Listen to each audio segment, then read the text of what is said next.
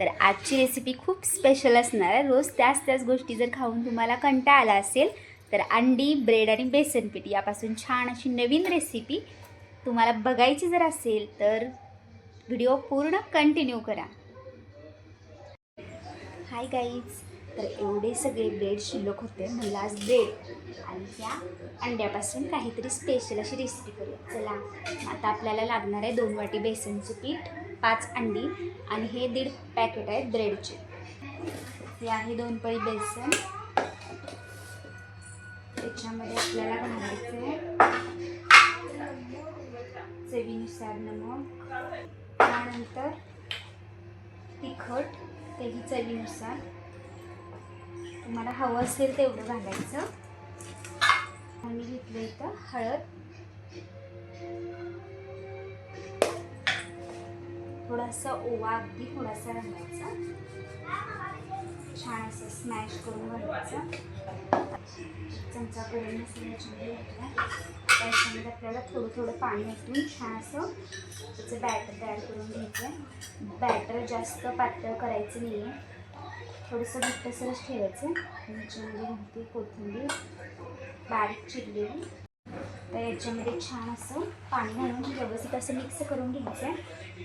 ब्रेडच्या आतमध्ये अंडा असतो, त्याला अंडा ब्रेड असं तरी म्हणतात, आणि त्या वड्याच्या आतमध्ये अंडा असतो त्याला अंडा वडा असं म्हणतात. आता मी याच्यामध्ये म्हणजे ब्रेडच्या दोन्ही आतमध्ये आमलेट प्लस याच्यामध्ये ते डीप करायचं आणि ते तळायचं असं काहीतरी करणार आहे.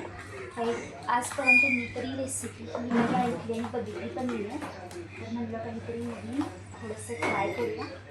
चला, आणखी थोडंसं पाणी घालते.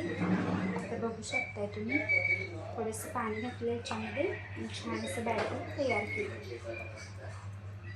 असं बॅटरीची कन्सिस्टन्सी अशी ठेवायची. आता हे थोडंसं साईडला ठेवते. आपल्याला अंड्याचं तयार करायचं सेम ह्याच पद्धतीने, फक्त त्याच्यामध्ये टोमॅटो, कांदा हे सगळं ॲड करायचं त्याच्यामध्ये. फर्स्ट मी ह्याच्यामध्ये हे सगळे टोमॅटो घालून घेते. चिरलेला कांदा आपल्याला लागणार याच्यामध्ये, टोमॅटो, चिरलेला कांदा. त्याच्यानंतर आपल्याला याच्यामध्ये घालायची चिरलेली कोथिंबीर घालायची. याच्यामध्ये चिरलेली कोथिंबीर घातल्यानंतर नमक, आणि त्याच्यानंतर एकदम थोडीशी चटणी ॲड करायची. चटणी आपण त्याच्यामध्ये पण ॲड केल्या, त्यामुळे ह्याच्यामध्ये जास्त नाही करायची, एकदम नकळत थोडीशी करायची.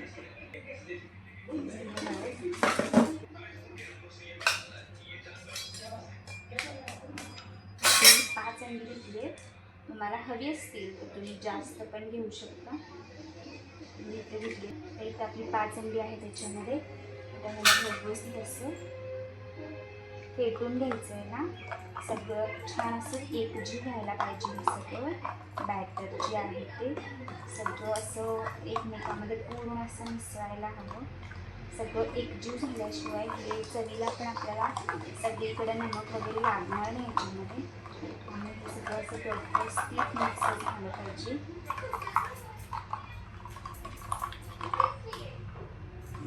मिक्स करते. हे तर व्यवस्थित मिक्स झालं. तेल घालून घेते. ज्याच्यामध्ये आपल्याला तळायचं जस्ट इकडे फ्राय करायचं. आपल्याला काय करायचं, तव्यावरती छान असं घालून घेतलं, तेल घालून घेतलं तव्यावरती.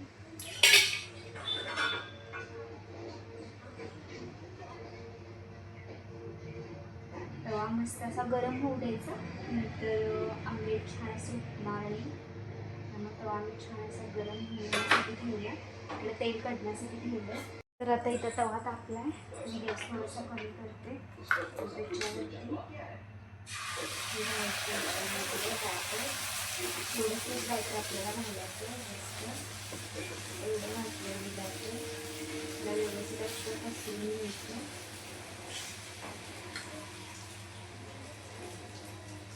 त्यानंतर ह्याच्यावरती इकडे आणि इकडे तसा ब्रेड असा ब्रेड ठेवला त्याच्यावरती, आणि ह्याला आता आपल्याला पलटायचं.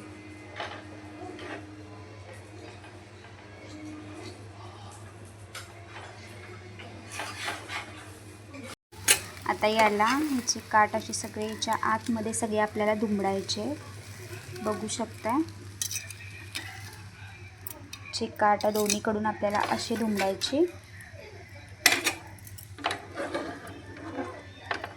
आणि हा जो ब्रेड आहे इकडचा आपल्याला याच्यावरती फोल्ड करायचा आहे, बघू शकताय तुम्ही. आणि हा ब्रेड दोन्ही साईडून असा छान असा भाजून घ्यायचा आपल्याला आणि मग त्याला तेलामध्ये तळायचं आहे. हे आहे जे आपण भाजलेलं, त्याला याच्यामध्ये असं डीप फ्राय करायचं. डीप याच्यामध्ये तळायसाठी सोडलं आहे ते.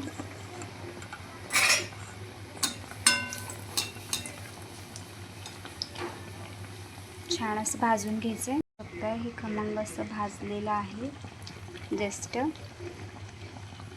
असं झणझणीत झालेलं आहे. याच्या आतमध्ये अंड्याच्या पोळी टाईप आहे, म्हणजे आपलं जसं अंड्याला पाव लावून करतो तसं. आणि त्यानंतर हे बेसन पीठमध्ये मी तळे, खायला खूपच छान लागतं. तर बघू शकता छान अशी आपली रेसिपी तयार आहे. याच्या आतमध्ये इथे तुम्ही आमलेट आहे आणि याच्यावरती बेसनचा छान असा लेअर आहे, तुम्ही बघू शकता.